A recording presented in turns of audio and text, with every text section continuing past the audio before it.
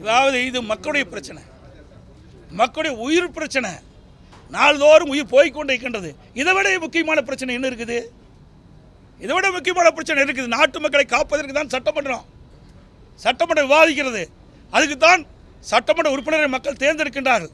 அவருடைய பிரதிநிதியாகத்தான் நாம் வந்திருக்கிறோம். பிரதான எதிர்க்கட்சி என்ற முறையிலே மக்களுடைய குரலை சட்டமன்றத்தில் ஒலித்து அந்த சட்டமன்றத்தின் மூலமாக மக்களுக்கு நீதி கிடைக்க வேண்டும் என்ற அடிப்படையில் தான் நாங்கள் எங்களுக்கு வாய்ப்பை கேட்டோம். இந்த கள்ளக்குறிச்சி சம்பவத்துக்காக இந்த கள்ளச்சாராயம் மறிந்து இறந்தவர்கள் அவர்களுக்கு நீதி கிடைக்க என்பதற்காகத்தான் இந்த சம்பவம் ஒட்டி நாங்கள் பேச வேண்டும் என்று வாய்ப்பு கேட்டோம். வேற ஒன்றும் இல்லை. நீங்கள் சொல்கிறாரு, மரபு சொல்கிறாரு, எல்லாமே சபாநாயகர் சொல்கிறார். அது மட்டும் இல்லை, நேற்றைய தினம் முதலமைச்சர் சொல்கிறார், வேண்டுமென்றே திட்டமிட்டு அதிமுக உறுப்பினர் எதிர்க்கட்சி தலைவர் வந்து ஒரு குழப்பத்தை வெளியேற்றுகிறார். நாங்கள் எல்லாம் நடந்த சம்பவத்தை சொல்கிறேன் என்று. ஏற்கனவே விழுப்புரம் மாவட்டம், அதே போல் செங்கல்பட்டு மாவட்டத்தில் 22 பேர் கள்ளச்சாராயம் மறிந்து இறந்தார்கள். அப்பவும் இதுதான் சொன்னார், இப்பவும் இதைத்தான் சொல்கிறார். பிறகு இன்னொரு சம்பவம் நடந்தாலும் இதைத்தான் சொல்லுவார். ஏதோ நாங்கள் பயந்து வெளியே போயிட்டுமா? பயந்து வெளியே போகவில்லை.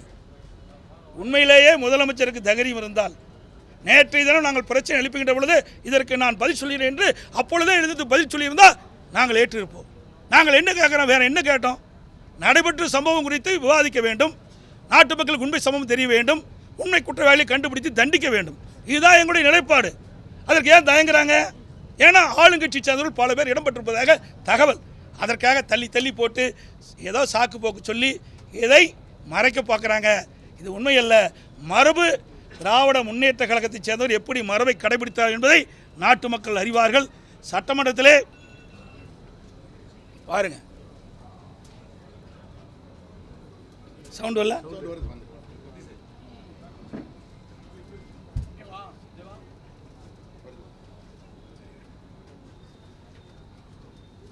சட்டமன்றத்தில் அப்பொழுது எதிர்க்கட்சி தலைவராக இருந்த ஸ்டாலின், இன்றைய முதலமைச்சர் ஸ்டாலின், அவருடைய சட்டப்பேரவை உறுப்பினர் சட்டமன்றத்திலே எப்படி நடந்து கொண்டார்கள் என்று வரலாறு சொல்லும்.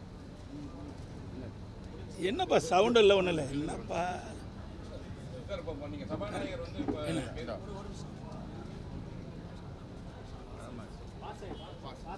எடுத்து ரெடியா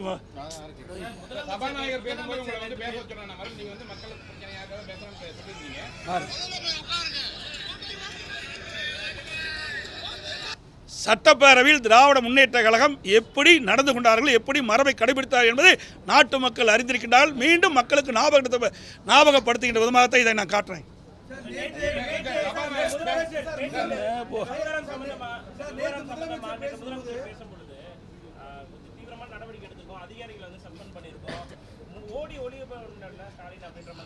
அவர் ஏன் அப்படி அந்த வார்த்தை சொல்லுவானே? அந்த வார்த்தை எதுக்கு பயன்படுத்துறீங்க? ஓடி ஒளி வேணா, ஏன்னா உடனே பாதிக்கப்பட்ட உடனே மக்களை போய் பார்த்து ஆறுதல் சொல்லியிருக்கணும்ல. ஏன் ஆறுதல் சொல்லல? பயமா? இன்றைக்கு யார் முதலமைச்சர், யார் டிஜிபி, இவரெல்லாம் தெரியாது என்று அந்த கூட்டணி கட்சி தலைவர் சொல்றார். வெக்கமா இல்லை? ஏங்க, ஒரு நாட்டுடைய முதலமைச்சருக்கே நடந்த சம்பவம் தெரியவில்லை என்றால் இந்த நாட்டு மக்களை யார் காப்பாற்றுவது? சட்ட ஒழுங்கை பாதுகாக்கக்கூடிய டிஜிபிக்கு இது தெரியாது என்றால் யார் இந்த சட்ட ஒழுங்கை பாதுகாப்பது? சிந்திச்சு பாருங்க. ஆக வேண்டுமென்றே திட்டமிட்டு அவருடைய கூட்டணி கட்சி தலைவர்களும் இவர்களை தாங்கி பிடிக்கிறார்கள். தவறு. உண்மை என்ன என்பதை வெளியே கொண்டு வர வேண்டும். அதுதான் எதிர்க்கட்சியுடைய கடமை. கூட்டணி கட்சி இருந்தாலும் கூட்டணியுடைய தர்மம் இருந்தாலும் மக்கள் பிரச்சனை வருகின்ற பொழுது அதுக்கெல்லாம் இடமளிக்காமல் உண்மை செய்தியை மக்களுக்கு கொண்டு சேர்த்துதான் உண்மையான கட்சிக்கு அடையாளம்.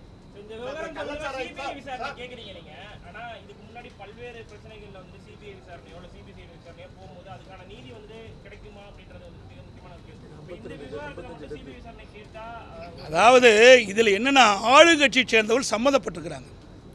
அதில் 2 மாநிலத்துடைய பிரச்சனை. இதில் மெத்தனால்ங்கிறார், மெத்தனால் ஆந்திராவிலிருந்து வந்துங்கிறாங்க. ஆகவே சிபிசிஐடி இதில் விசாரிக்க முடியாது. அதனால தான் சிபிஐ விசாரிக்கணும்னு சொல்கிறோம். ஆக சிபிசிஐடி விசாரிக்கிறதுக்கு மற்ற மாநிலத்தில் அதிகாரம் கிடையாது. ஆக சிபிஐ இருந்தால் ஆளுங்கட்சி சேர்ந்தவர்கள் இருந்தாலும் கூட நியாயம் கிடைக்கும், உண்மை குற்றவாளி கண்டுபிடிக்க முடியும். இன்றைக்கு மற்ற அண்டை மாநிலம் இதில் சம்மந்தப்பட்டிருக்கிற காரணத்தினால் இந்த வழக்கை சிபிஐ ஒப்படைக்க வேண்டும் என்பதுதான் எங்களுடைய கோரிக்கை.